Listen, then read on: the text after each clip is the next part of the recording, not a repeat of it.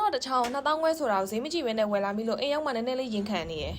ကောင်းလေးစီကစုခံအမှဆိုလို့ဒါဈေးမကြည့်ပဲဝယ်လိုက်လို့ပြောတာတကယ်တော့တချောင်း2000ခွဲဆိုတော့ကျမသိတယ်သိရနဲ့ဝယ်လာခဲ့တာဘာလို့လဲဆိုတော့ကျမစားချင်တယ်လေတဲလိုင်းနဲ့ဖိမိသွားလို့အလစ်တက်ဘဝပြက်နေတဲ့ကွန်တော့စီပူထဲမှာထည့်ကြော်လိုက်တယ်မိုက်ခရိုဝေ့ဖ်တို့ air fryer တို့ထဲထည့်နှွှင်ရရနော်ဒါပေမဲ့မနှွှေးခဲ့ဘူးဘာလို့လဲဆိုတော့ဟိုဘက်ရင်သွားပြီးလုံးဝမပြင်းလို့ကိုယ့်အိမ်မှာပဲစီပူနဲ့ကြော်လိုက်တယ်အဲ့တော့ဖိမိတို့ဘဝပြက်နေပါရဲ့ဆိုရဲကွန်တော့ထပ်ပြီးတော့မဲတူဘဝရောက်ကွန်တော့ပေါ်မှာဆန်းစားစရာ sauce လည်းမရှိဘူး mayonnaise လည်းမရှိဘူးထုံးစံအတိုင်းပဲကိုယ့်ရဲ့လက်ဆွဲတော် mayonnaise ဘူးလေးကိုပဲယူရမယ်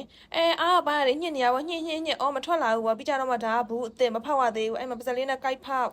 ပြီးတော့ပြီးသွားပြီလားဆိုတော့အပေါ်မှာဆန်းစရာ sauce ကလည်းမရှိဘူးကြက်ကြော်ဝဲစားတော့မှပုံနေတဲ့အချင်းတော့ကိုနည်းနည်းလေးစမ်း